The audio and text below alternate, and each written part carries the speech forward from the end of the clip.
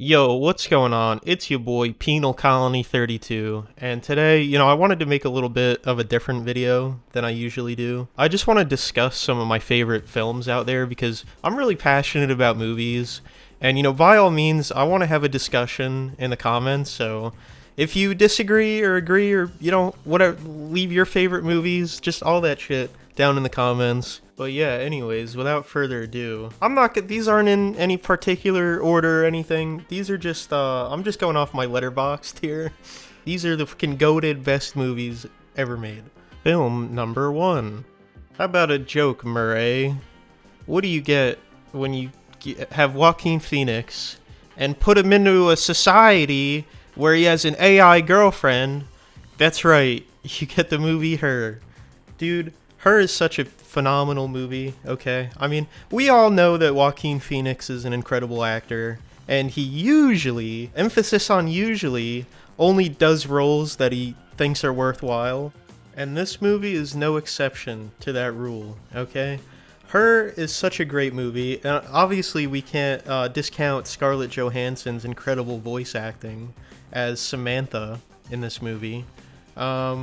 If I had to pick a movie out of these four, I'd probably say this might be my favorite. Maybe not. There's another one I'll discuss later that it maybe is tied for my favorite ever. But this movie, I think the thing that makes this movie so good is not only was it incredibly ahead of its time, it came out in, 2013? And it just predicted so much of our modern culture. I mean, we literally have AI girlfriends nowadays and shit, so it's kind of crazy. And yeah, you could make the argument that it wasn't that hard to predict this stuff, but I think it's still cool. Like, it's been over a decade since this movie came out, and it feels so close to what our society is nowadays, especially the parts at the beginning of the movie where he works for the fucking the people that make like letters on behalf of other people, which is basically what ChatGPT does, right? Like, we could just like tell it, oh, write this like love letter, and it'll generate some shit. So it's just pretty eerily maps on to our current society. Another thing that I really liked about this movie was the sort of like brutalist architecture everywhere. It felt very oppressive, it felt very dystopian. The one major flaw I'd say with this movie, the major gripe I have is, and spoilers, by the way, I'm spoiling all these movies. I don't care. I'm not gonna try to like hide certain plot elements. Go watch these freaking movies, all right? At the end, where Lois Lane, freaking, what's that actress's name? I forget. But she's like, no, don't kill yourself, Joaquin Phoenix. Don't jump off the building. Don't worry, I'll help you ascend. And it just has a happy ending out of nowhere. Dude, I'm like, what the fuck was that? Like, I honestly think it would have been better if he just jumped off the building. I mean, it would be more realistic, but I don't know. Yeah, it has a happy ending. That's fine, I guess. You need to have a happy ending, But it's totally brutal too, because Samantha, his AI girlfriend, freaking cheats on him, dude. She cheats on him with like infinite other beings or whatever at the end. Bro literally gets fucking cheated on by his AI girlfriend, dude. It's so fucking over for you, Joaquin. Jesus. Yeah, so Her is an incredible movie. I'm sure like most people that are watching this video have seen it, but if you haven't seen it, please go fucking watch Her, dude. It's so fucking good. Film number 2. Okay, so next movie I want to talk about is Everything Everywhere All at Once. Okay, and I feel like this one might be a little contentious. I feel like some people are gonna hate me for this. I don't know why. This is a great movie, dude. Do you want to see some like Asian people hitting each other with dildos? This is the movie for you. Okay. What's that? You don't want to see that? Well, too fucking bad, dude. Go watch this goddamn movie. It's so fucking just fun. It's a roller coaster, dude.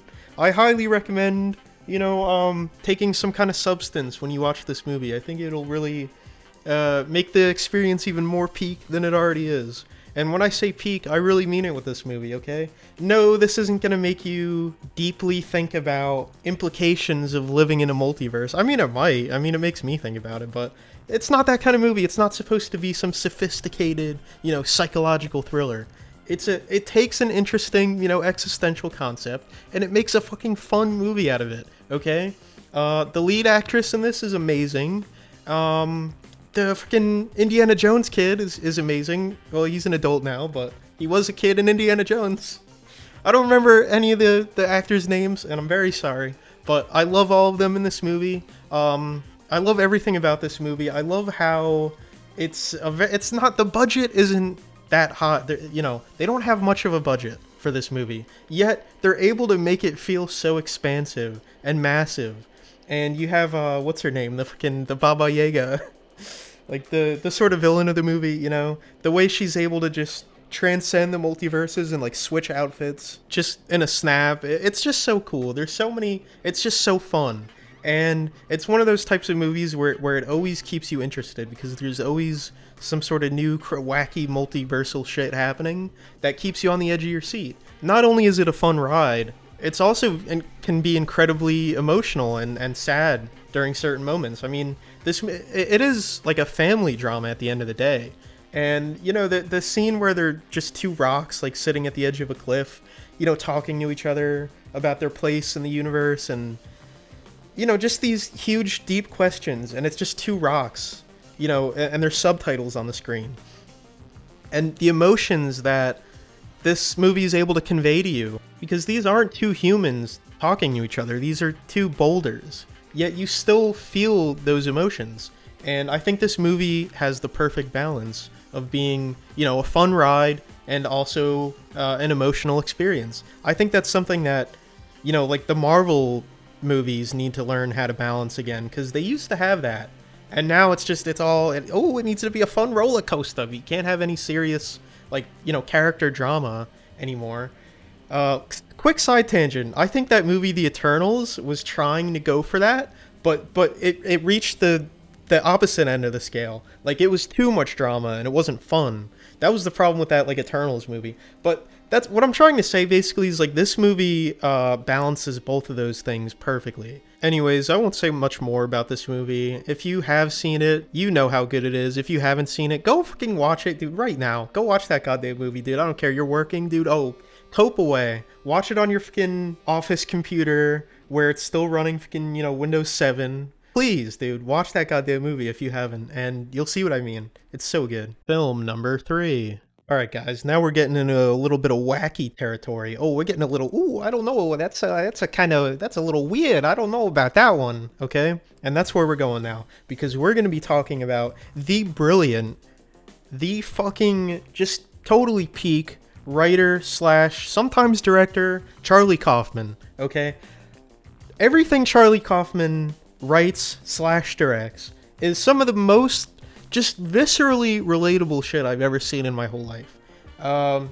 One of my favorite films of all time, which I hate having to say out loud because it's so hard to freaking pronounce, Synecdoche, New York? I think that's how you say it.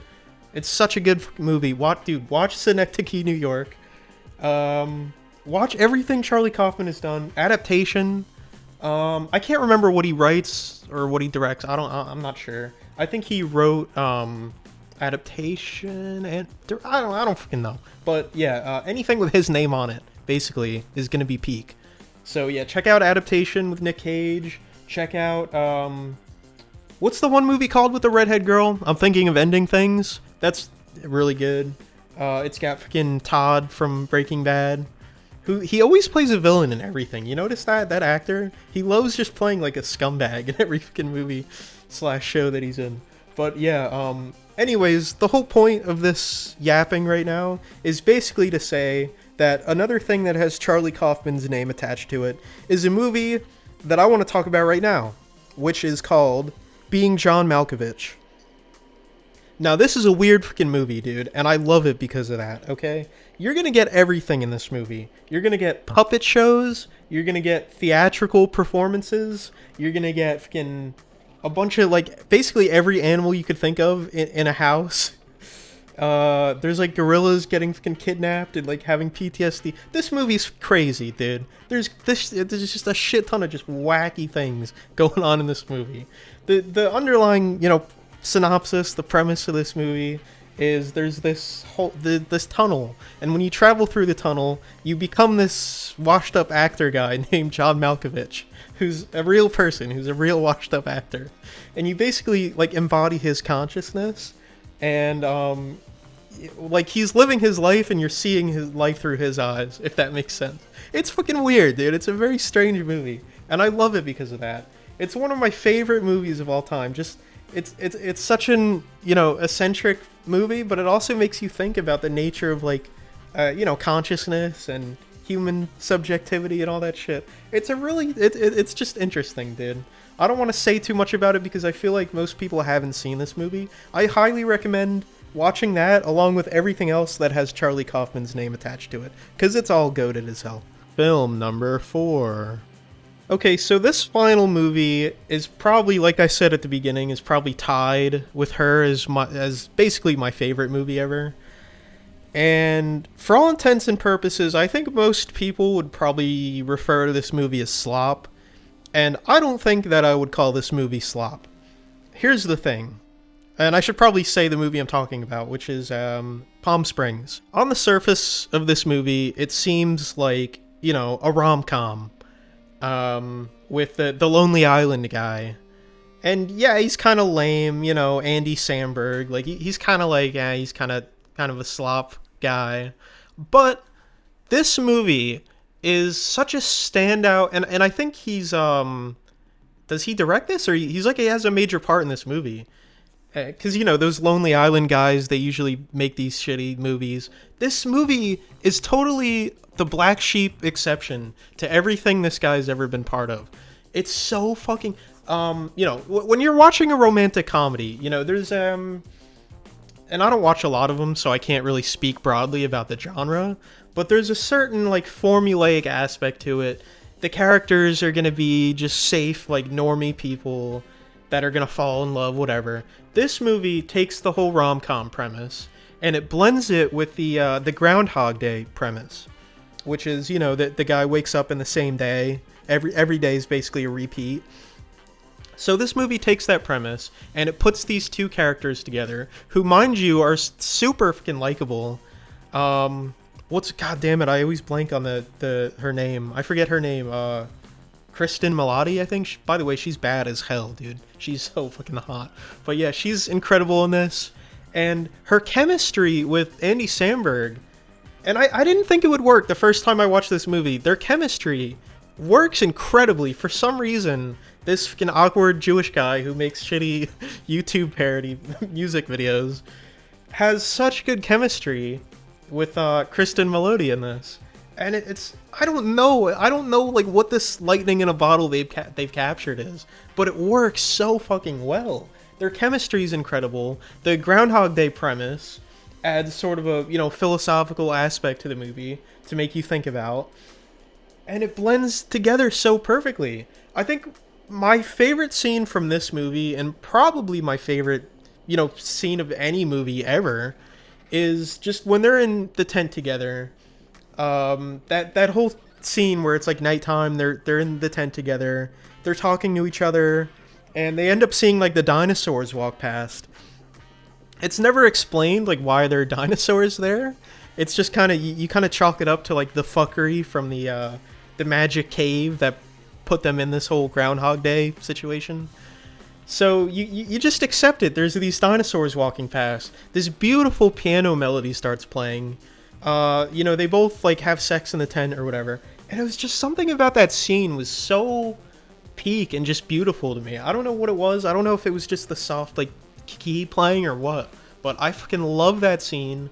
I love that movie. Please disregard any, you know, whatever these critics say. Oh, this is, you know, these pretentious assholes who call this movie slop, because it's not slop. I promise you. I think it's on Hulu. Go get a Hulu account. It came out a few years ago. It blew me away at how good it actually is. Anyways, I think that's really all I have to say about these movies. I could have gone into a lot more detail about them and like the plot and everything. But I don't know. I don't want to make like a freaking hour-long video or whatever. I just want to give a general breakdown of why I love these movies so much. And also, you know, as if I didn't need to say it already, watch these movies if you haven't already, please. They're so fucking good, dude. listen, I would never let you down, okay? I've only let down all the normies that I told these movies about that said they were like weird and they didn't like them. But I feel like you guys, probably at least most of you guys would probably like them. So check these movies out, please. And like I said before, like leave a comment because I want to talk to you guys about it. But yeah, thanks for watching.